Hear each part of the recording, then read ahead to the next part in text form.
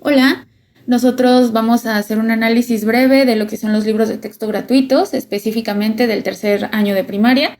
Somos un grupo que pertenece a la clase de comunicación educativa de la UPN, la Pedagógica Nacional. Somos 4 integrantes y vamos a empezar por tocar el perfil de egreso. Este perfil de egreso cabe mencionar que va a poder observarse o analizarse hasta que estos estudiantes concluyan su formación básica.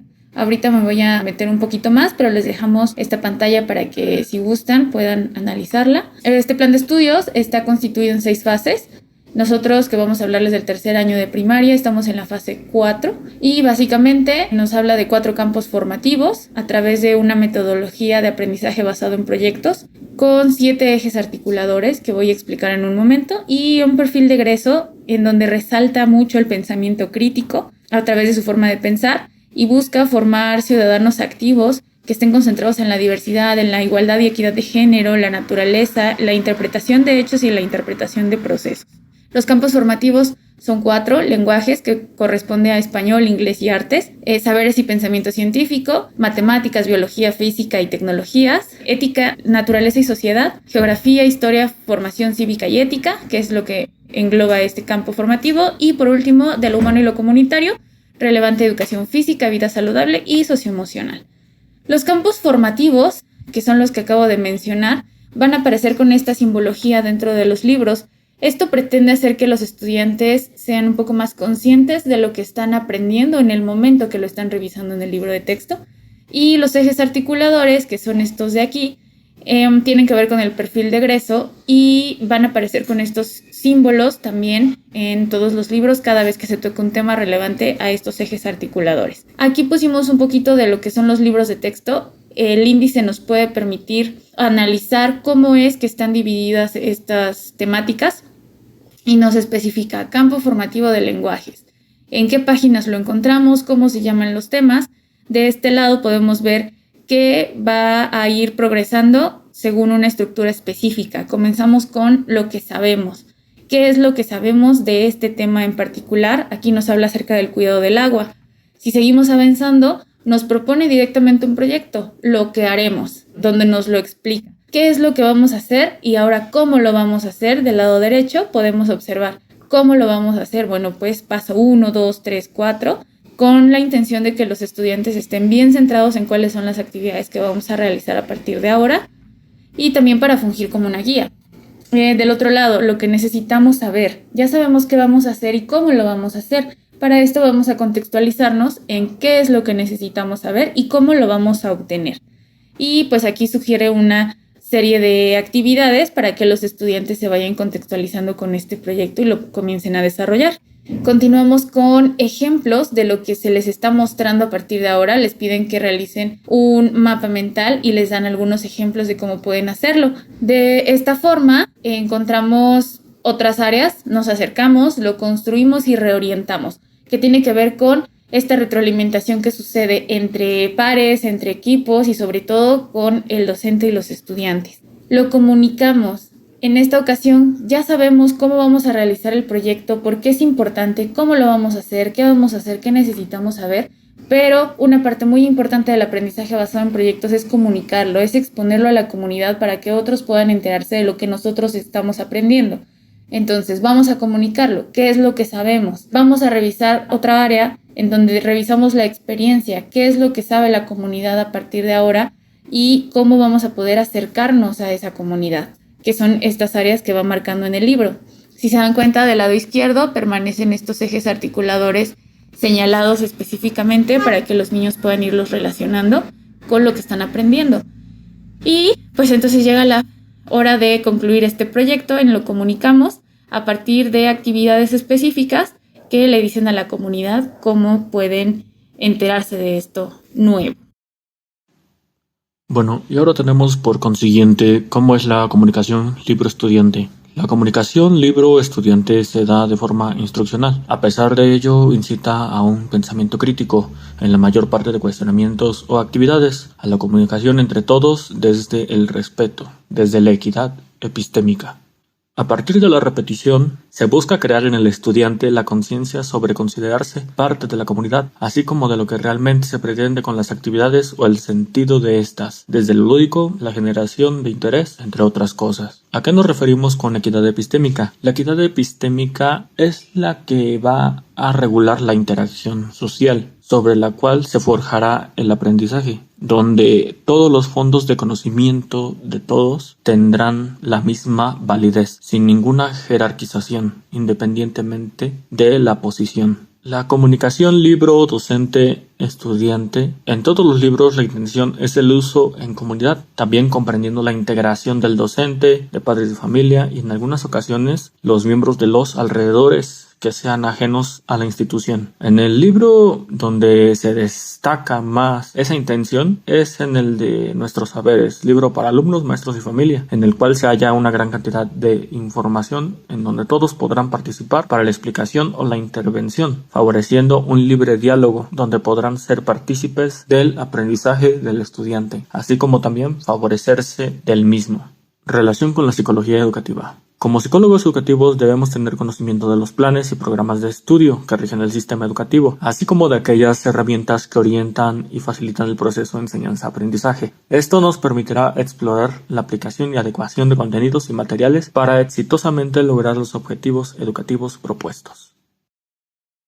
Y después de analizar cómo funciona la comunicación a partir de los libros de texto, desde los libros de texto y afuera de los libros de texto, es decir, con los estudiantes, con los profesores, con los libros por sí mismos, pues llegamos a una propuesta alternativa para el uso de los libros de texto y pues nosotros vemos la posibilidad de integrar actividades que profundicen en la competencia digital, que lleven a los docentes a un proceso de enseñanza-aprendizaje y también a los estudiantes, por supuesto, del uso de estos medios digitales que tengan en un fácil alcance. Esto considerando, por supuesto, la diversidad del grupo. ¿Qué es lo que tienen a la mano? ¿A qué pueden acceder? ¿Cuál es la competencia digital? ¿En qué nivel de competencia se ubican los estudiantes? ¿Y qué es lo que saben hacer, ¿no? ¿Qué es lo que saben hacer ahorita en su tercer año de primaria? ¿Y cuál es el contexto? Los niños regularmente utilizan medios digitales para hacer qué, para realizar qué actividades, qué han hecho antes, qué nunca han hecho, qué pueden llegar a aprender fácilmente. Y pues todo considerado que está insertado en un contexto sociocultural y también económico. Y pues algunos ejemplos de aplicación pueden ser el envío y recepción de cartas. Hay varios apartados aquí, tanto en el libro de Nuestros Saberes como el de múltiples lenguajes, que hacen alusión a la redacción de una carta. ¿Cuál es la estructura? ¿Qué tipo de discurso? ¿Para quién va dirigido? ¿Cuáles pueden ser los posibles emisores y receptores de una carta? Y todo esto lo explican también desde una perspectiva de, imagina que tú vas a hacer una carta, ahora vamos a redactar una carta. Bueno, puedes mandarla a través de distintos medios y uno de los medios que ya involucran en estos libros es el correo electrónico. Y se queda hasta ahí, hasta te puedo decir que envías una carta a través del correo. Bueno, pues nuestra propuesta es que vayan todas estas actividades y todos estos proyectos un poco más allá de eso. Ya te dije que existe el correo electrónico, bueno, ahora te enseño a utilizar ese correo electrónico, te enseño a utilizar la plataforma, cómo tiene que puntuarse, cómo se utiliza, cómo se puede adjuntar un archivo, cosas que a lo mejor a nosotros como adultos son bastante sencillas. Habrá otras personas a las que no les sean sencillas y pues valdría la pena indagar si los niños son competentes en este punto o no lo son. Y si no lo son, pues entonces desarrollar esas habilidades en ellos, están en buen tiempo. Y para los libros que corresponden a los proyectos, pues aquí también se puede integrar este proceso de enseñanza-aprendizaje a través de las TICs, en donde estos proyectos las utilicen directamente. Por ejemplo, se les pide que realicen un cartel, ¿no? Y se utilizan medios o materiales que son físicos. Pues entonces utilicemos medios digitales, diferentes herramientas para crear un cartel, para que ellos aprendan que existen otras estrategias que pueden ser audiovisuales. con los que a lo mejor ellos se sientan un poco más identificados y que pueden tener muchas alternativas, no nada más manuales, sino también digitales. Integrar el uso de instrumentos multimedia. Si propones un proyecto en donde se va a hacer una entrevista, se va a hacer una observación de mi entorno, pues entonces a lo mejor, oye, puedes pedirle a mamá, a papá, al profesor que tome una foto y después unimos todas las fotos, les enseño cómo se hace eso, cómo se toman esas fotografías, qué tengo que revisar, qué tengo que hacer, cómo las puedo descargar, cómo las puedo unir, qué puedo hacer con ellas. Y todo este uso de plataformas les ayuda a compartir esas ideas, a compartir lo que están viendo, a lo mejor y yo en el momento como estudiante tomé una fotografía de lo que a mí me llamó la atención y cuando lo presento en mi grupo me doy cuenta que mis compañeros vieron algo diferente a lo que yo vi y entonces enriquecemos el proyecto y lo que estamos haciendo en comunidad, ¿no? Podría ser una muy buena alternativa.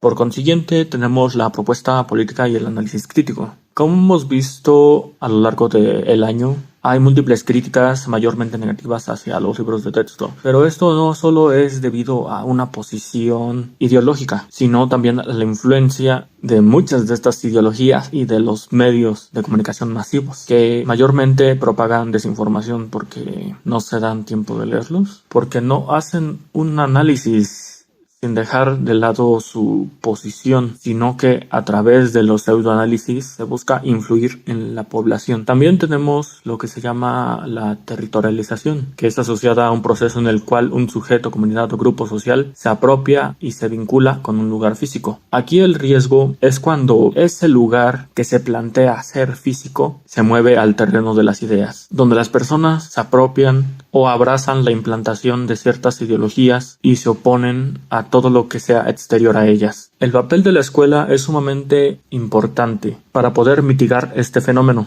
ya que estamos en una era donde la globalización ha permitido estragos y de no ser modulada en una manera en la que podamos convivir sanamente, puede sonar un poco fatalista, pero puede conducir a el auge de microfascismos. Por eso el papel de la escuela se reivindica o más bien vuelve a abrazar su papel principal, que es la transmisión de la cultura y el configurar la identidad de la ciudadanía. Pero por transmisión de cultura no nos referimos a culturizar en una especie de posición hegemónica, sino culturizar para el uso de la razón, lo que Kant llamaría pura, porque la transmisión de ideologías seguirá haciendo lo mismo que lo anteriormente planteado. Mediante una revolución acaso se logre derrocar el despotismo personal y acabar con la opinión económica o política, pero nunca se conseguirá la verdadera reforma de la manera de pensar, sino que nuevos prejuicios en lugar de los antiguos servirán de riendas para conducir al gran tropel. Para esta, lo que llamaría Kant ilustración, no se requiere más que una cosa: libertad de hacer uso público de la razón íntegramente. El uso público de la razón trae como consecuencia el fortalecimiento de un espíritu republicano en toda la sociedad. ¿Pero a qué nos referimos o a qué se refiere Kant con un espíritu republicano?